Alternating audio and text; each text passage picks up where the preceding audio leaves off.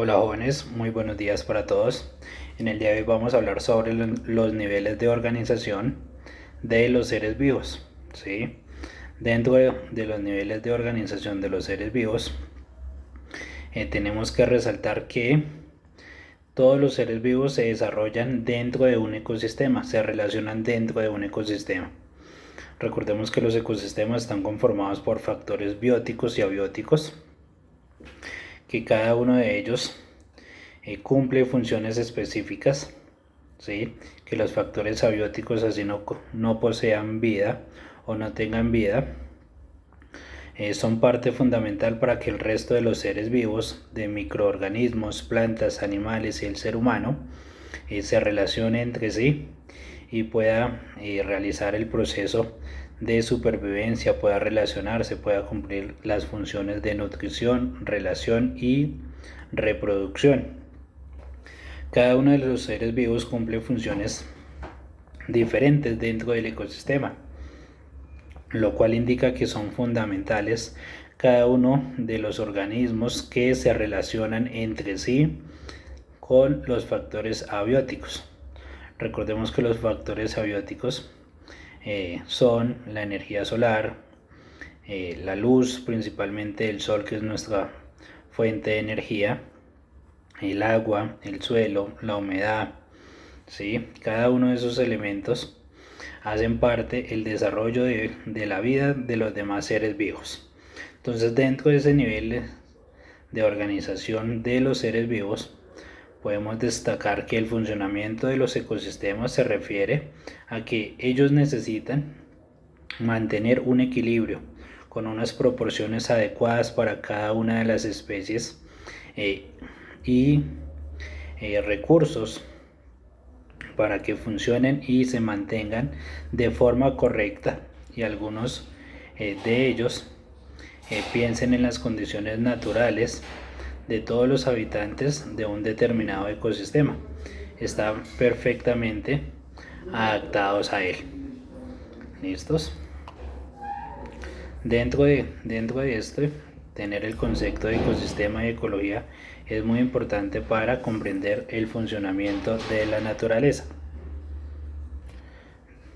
Entonces tenemos un ecosistema, entonces está conformado por una serie de factores bióticos, que son todos los organismos vivos que se desarrollan dentro del ecosistema, y su entorno. El entorno físico como tal son los factores abióticos, los que acabamos de mencionar. Entonces un ecosistema como tal, entonces da el lugar donde vive la comunidad de los seres vivos, los cuales se denominan factores bióticos, y en el medio donde viven también es un llamado factor abiótico. ¿Listos? Entonces recordemos esas partes. Dentro de los factores bióticos entonces podemos encontrar algunos factores o elementos vivos del ecosistema, ¿sí? Que están conformados por seres unicelulares y pluricelulares.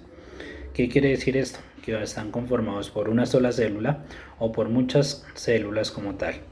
Dentro de estos aspectos encontramos los organismos productores, que son los organismos que pueden fabricar su propio alimento, en este caso los organismos productores y fotosintéticos son las plantas. Para ello utilizan la energía solar y otros minerales, nutrientes del suelo, energía solar para fabricar su propio alimento.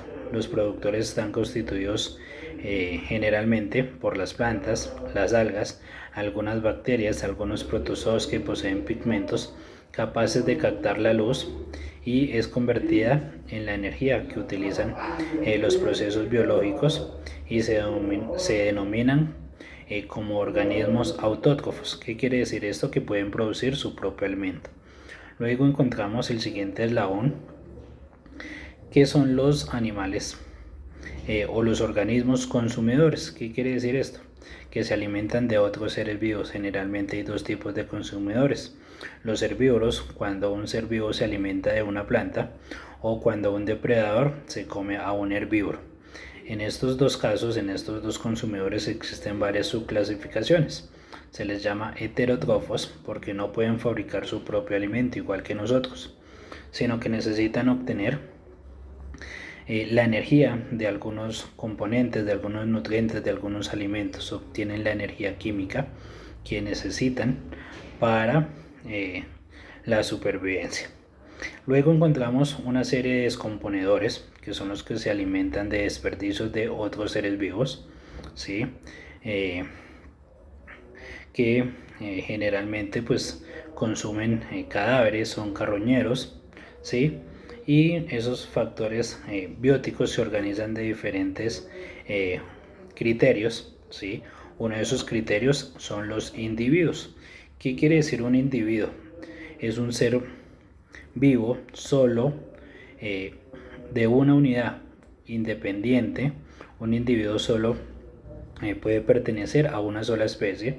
Por ejemplo, los zorros, los lobos, ¿sí? Pero solamente uno de esa especie. El espacio que ocupa pues va a ser un espacio determinado en el cual pues habita en un área específica, ¿sí? Y más adelante, si se unen más, pues van a formar una población como tal. ¿Listos? Entonces recordemos. Existen en la Tierra diferentes seres vivos con diferentes niveles de complejidad biológica. Algunos son sencillos, algunos son más complejos. También existen niveles de organizaciones ecológicas que se inician con el individuo, con lo que estábamos hablando en este momento. En la naturaleza cada nivel pues es reconocido por las características que lo diferencian de los demás niveles. Asimismo pues el tiempo que se relacionan entre ellos. Entonces, para redondear, un individuo es todo ser vivo independientemente de su complejidad biológica, es decir, un individuo capaz de realizar todas las funciones vitales de nutrición, de relación, de reproducción, ¿sí? Como nosotros realizamos cada una de estas funciones, nosotros somos uno solo, cada uno de nosotros solo es un individuo. Los individuos son especies diferentes, tienen particularidades que diferencian de otras especies, ¿sí? Entonces, un zorro, un leopardo, un león, un tigre, un ser humano, un solo ser humano, ¿sí? Luego tenemos la parte de la población. Dentro de la población, entonces recordemos que la población es una agrupación de individuos de una misma especie. Agrupación de individuos, ojo, ¿sí? Eso quiere decir que ahí ya no está solo, sino hay varios individuos dentro de esa población, ¿sí? Que habitan en un área determinada y ayudan mutuamente a tener o a conseguir su alimento, su hábitat, proteger su hábitat, su territorio. Hay diversas variedades y características que pueden describir una población. Dentro de esa población hay una estructura, hay una dinámica, hay una dispersión y hay una distribución espacial. Dentro de la estructura, pues la estructura completa va a contemplar el tamaño, la densidad de la población, el tamaño en el que se refiere el número de individuos en la población y la densidad en el número de los habitantes en el área, ¿sí?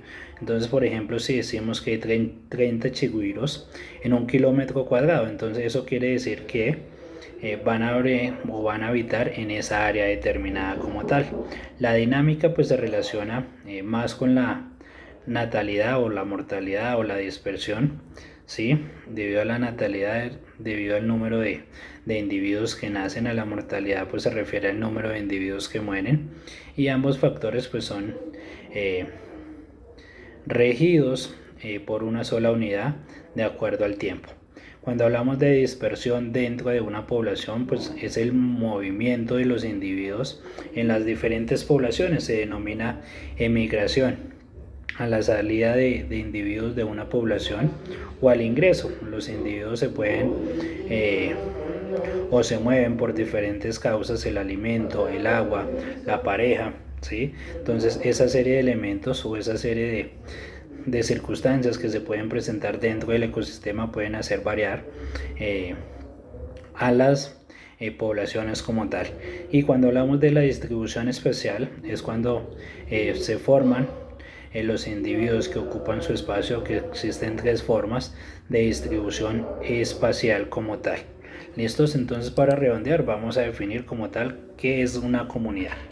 Entonces recordemos que es un conjunto de poblaciones, animales, vegetales y demás seres vivos, ¿sí? Que comparten un área geográfica, un tiempo determinado, al convivir en un territorio dado, eh, por las poblaciones que comparten no solo el espacio, sino que también los recursos, como el agua, la alimentación, el espacio, que existen y se establecen entre distintos tipos de relaciones. Esos tipos de relación. Entonces, la estabilidad de la comunidad biológica, ¿sí? Pues está determinada por la variedad y la cantidad de poblaciones que la forman como tal. ¿Listos? Dentro de esa población, entonces, enseguida, tenemos ya lo que es una distribución aleatoria, homogénea o agrupada, ¿sí? Cuando decimos que de pronto hay una distribución aleatoria, es un individuo que ocupa cualquier punto, como por ejemplo los bosques tropicales, los árboles se distribuyen en cualquier lugar. Cuando decimos que es una distribución homogénea, son cuando los individuos como tal están en una distancia unos con los otros, como las plantas en los desiertos. Y cuando decimos que es una distribución agrupada, los individuos pues se agrupan con otros, como los hongos que se apiñan a un tronco de un árbol. Enseguida de esto encontramos la comunidad, ¿sí? Entonces recordemos que la comunidad como tal tenemos que es un conjunto de poblaciones en un ambiente que interactúa entre sí con su medio, ¿sí? Que también es llamada una comunidad biótica. Entre esto hay una depredación, hay un parasitismo y otros tipos de relaciones que pueden resultar beneficiosos para ambos o una buena para uno y otra se ve afectada, ¿sí?